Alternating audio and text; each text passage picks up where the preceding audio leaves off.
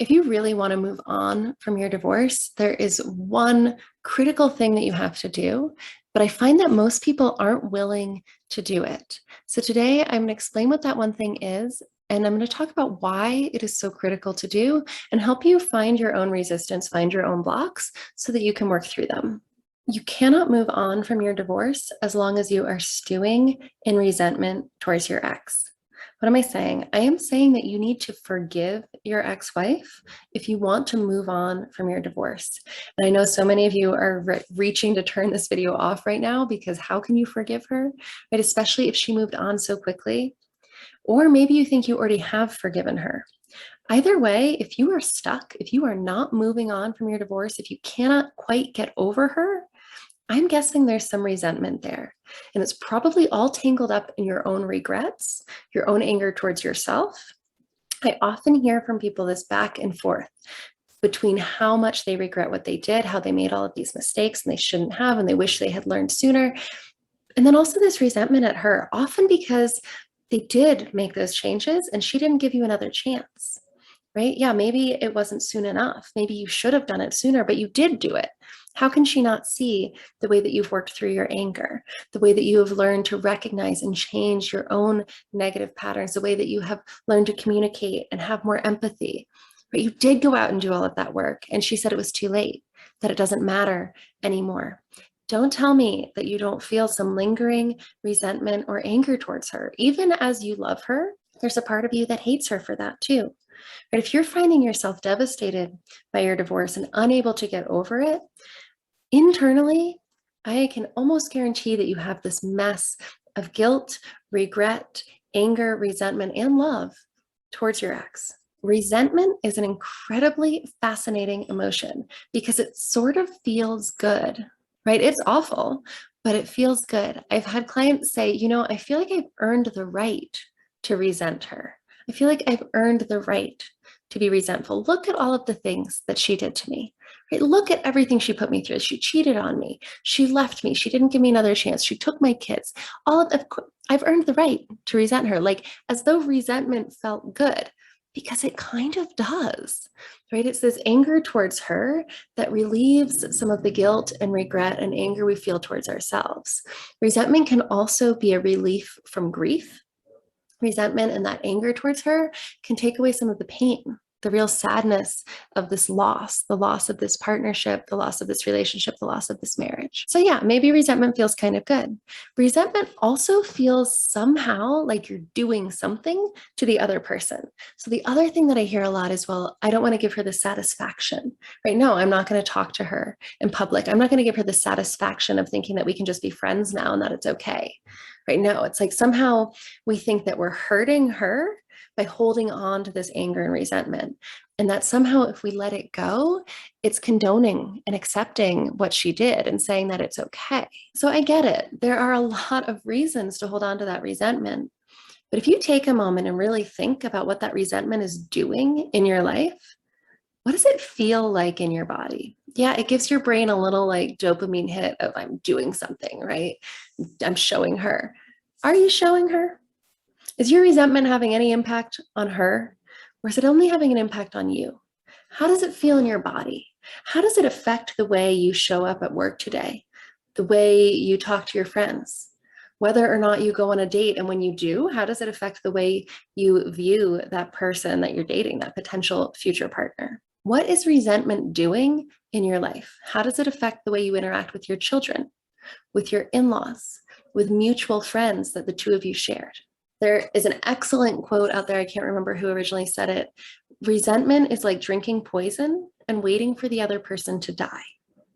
This is so right on the point. Resentment feels good because it feels like you're doing something, right? Maybe to the other person, affecting them in some way. You're not giving in, you're not condoning.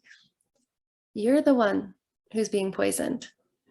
Your happiness, your well-being, your future relationships, maybe your current relationships with friends and family, it's you. It is you who have taken the poison pill with that resentment. It is your life that is being impacted. That's why forgiving your ex is so important, not for her. I frankly don't care if she even knows that you forgive her. You never have to talk to her about that. You never have to tell her. You never have to speak to her again. I want you to forgive her for you, for yourself, so that you can let go of that poisonous resentment, so that you can have meaningful, fulfilling, amazing relationships, so that you can have a healthier, happier relationship with your kids, so that you can connect with your friends, so that you can show up and be present in your job every day and not have this constant weight and shadow of resentment hanging over you. So I'm going to tell you something about the human psyche that's really important. If there's any part of you that needs that resentment or thinks that resentment is really important, you're not going to be able to let it go. So to let go of resentment, you have to really be willing to look deeply and question on every level. What do I believe this resentment is doing for me? Why does it feel good? What is the thought that comes into my mind when I feel it? Is there some sense of retribution? Is there some sense of justification? Is there an emotion you're trying to avoid? Are you trying to avoid grief? Are you trying to avoid guilt? Just the pain of heartbreak? You have to dig in and look at all of those places, all of those reasons that that resentment is important. And then you have work to do. With the emotions you're trying to avoid, you need to process them. You need to learn how to be in them, allow them, move through them, and let them move through and out of your life. You need to find ways. There are so many tools out there, you guys. If you reach out to me, I can teach you some basic skills for working with emotions.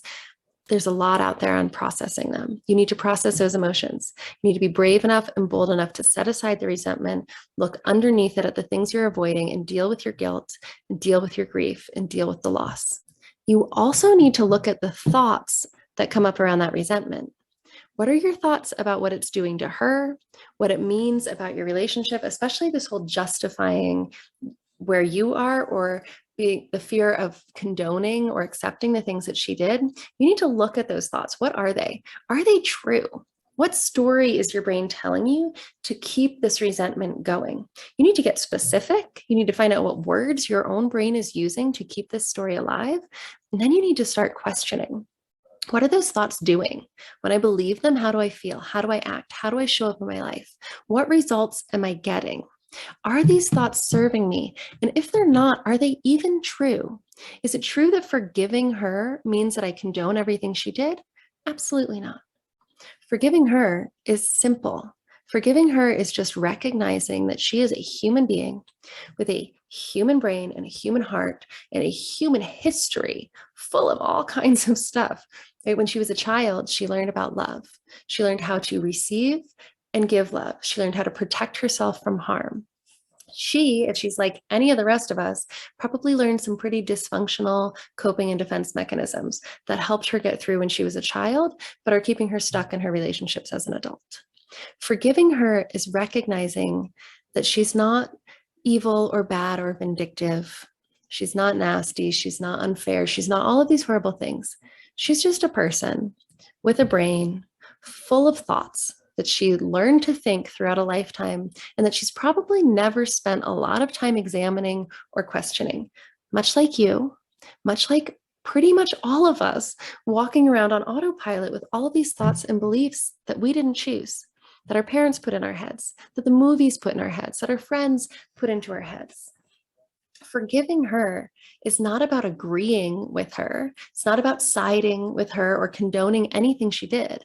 It's about acknowledging that she's just human. She's not wrong. She's not bad. She's not good. She's not. Most of us in the beginning of a relationship have like an overly idealized version of our partner. That's not her. She's a human. That overly idealized, amazing woman you married, that wasn't realistic either. Neither is this like demonic, vicious, bitchy, cheating woman that you imagine her to be now. You need to take a real clear look at how you're picturing your ex-wife, how you used to picture her when you loved her, how you picture her now when perhaps you love and hate her. And then you need to look for who she really is. She's a human with a human brain and a human heart and a human history and a whole bunch of unexamined human thoughts and feelings in her mind. That's it. That's it. There's not like all this good and evil and narcissist and viciousness and control freak and victim. And like all of that is stories. All of that is human stories. She's just a person, a whole bunch of stories in our own brain. And so are you. This is how you forgive yourself also. You probably also have mental images of yourself that are really hard to look at and are really painful, and honestly, probably pretty inaccurate, probably pretty colored by a lot of the stories you're telling yourself. So forgiveness is worth it.